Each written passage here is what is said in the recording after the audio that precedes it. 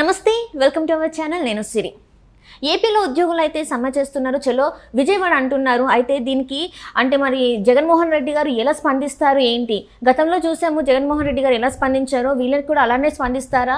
అయితే ఈ అంశాన్ని చర్చించడానికి మనతో పాటు ఉన్నారు ప్రముఖ senior journalist, political analyst CS Rao garu. నమస్కారం సార్. నమస్తే సార్, ఇప్పుడు చూస్తున్నట్టయితే మళ్ళీ ఏపీలో అయితే ఉద్యోగులు సమ్మె చేస్తున్నారు. చలో విజయవాడ అంటున్నారు. అయితే దీనికి మన ఏపీ సీఎం జగన్మోహన్ రెడ్డి గారు ఎలా స్పందిస్తారు? అంటే గతంలో చూసాము కొంతమంది సమ్మె చేస్తుంటే వాళ్ళని ఎలా చేశారనేది.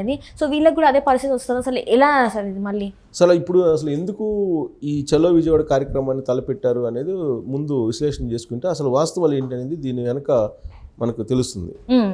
ఒకటేంటంటే ఇప్పుడు ఉన్నటువంటి ప్రభుత్వ ఉద్యోగులు కానీ టీచర్లు కానీ చలో విజయవాడ కార్యక్రమాన్ని దాదాపు 2 సంవత్సరాల క్రితం తలపెట్టినప్పుడు అది చాలా పెద్ద ఎత్తున సక్సెస్ అయింది. అది అందరికీ తెలుసు.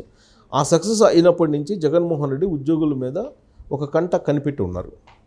వీళ్ళు ఎప్పుడైనా సరే ప్రభుత్వానికి వ్యతిరేకంగా పనిచేస్తారు, వ్యతిరేకంగా ఉంటారు అనేటువంటి యాంగిల్లో అసలు ఈ బంద్లు, చలో విజయవాడ కార్యక్రమాలు, ఆందోళనలు ఇలాంటివన్నీ చేపట్టకుండా ఉండాలంటే ఏం చేయాలి అనే దాని మీద ఆయన అప్పట్లోనే ఒక పెద్ద కసరత్తు చేశారు. కసరత్తు చేసి ఆనాడు సక్సెస్ కావడానికి కారకులైనటువంటి పోలీసుల మీద కొంతమంది మీద చర్యలు తీసుకోవటం, కొంతమందిని బదిలీ చేయడం కూడా జరిగింది. అప్పట్లో ఉన్నటువంటి డీజీపీని కూడా బదిలీ చేశారు. అప్పటి వరకు సవాంగన్న అంటూ డీజీపీతో ప్రేమగా మాట్లాడినటువంటి ముఖ్యమంత్రి జగన్మోహన్ రెడ్డి ఆ చలో విజయవాడ సక్సెస్ కాగానే ఇమీడియట్గా ఆయన్ని పక్కన పెట్టేసి తన సొంత మనిషిని, తన సొంత సామాజిక వర్గానికి సంబంధించినటువంటి రాజేంద్రనాథ్ రెడ్డిని తెచ్చి డీజీపీగా పెట్టుకున్నారు.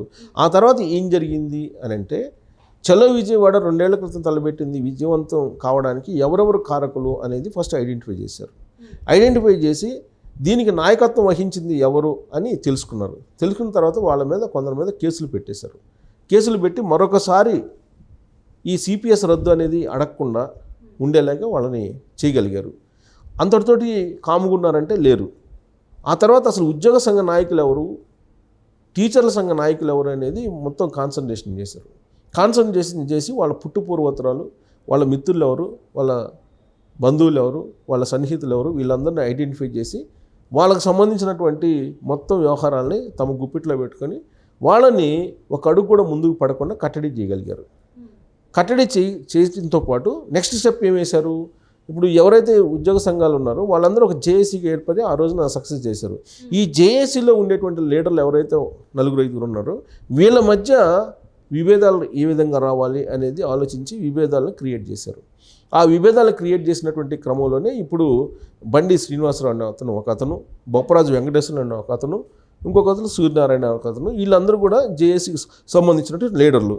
దీంతో జగన్మోహన్ రెడ్డి వైపేమో ఈ రెడ్డి సామాజిక వర్గానికి సంబంధించిన నేతలు, అలాగే బండి శ్రీనివాసరావు అనే అతను బీసీ నేత, అలాగే బొప్పరాజు వెంకటేశ్వర అనే అతను జగన్మోహన్ రెడ్డి వైపు వెళ్ళారు. ప్రభుత్వానికి అనుకూలంగా ఉంటూ వచ్చారు. ఈ సూర్యనారాయణ అనే అతను ప్రభుత్వానికి వ్యతిరేకంగా పోరాడాలి, సిపిఎస్ రద్దు కోసం పోరాడాలి అని చెప్పి ఆయన డిమాండ్ చేస్తే ఆయన మీద వ్యతిరేకంగా ఆయన అవినీతిపరుడని చెప్పి వీళ్ళ చేతనే కేసులు పెట్టించగలిగింది ఇప్పుడు ఉండేటువంటి జగన్మోహన్ రెడ్డి ప్రభుత్వం.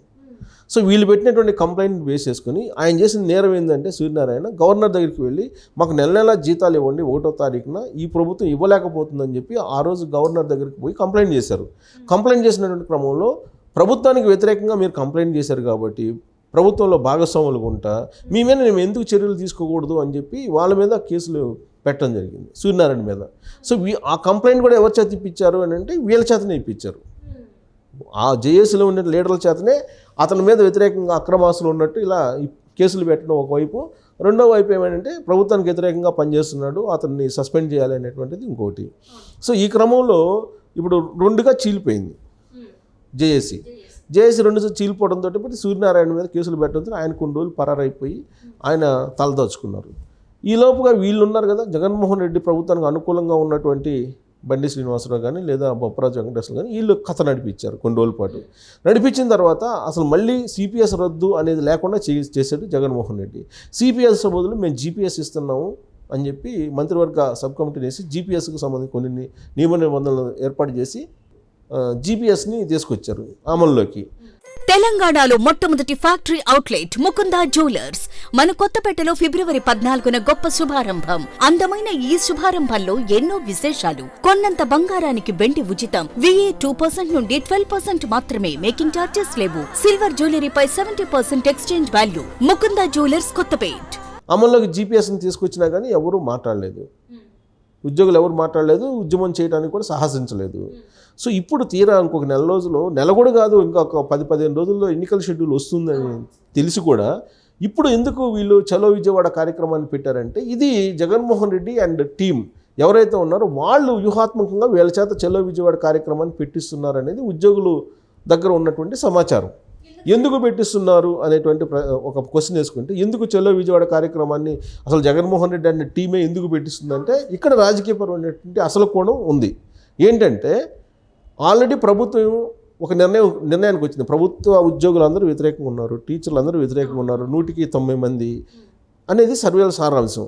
సో వీళ్ళని మళ్ళా ఏదో ఒక రకంగా తమ వైపు తిప్పుకోవాలంటే ఏం చేయాలి అనే దాని మీద వాళ్ళకి IR ప్రకటించాలి అనేది ఒక ప్రాథమికంగా ఒక నిర్ణయం తీసుకున్నారు.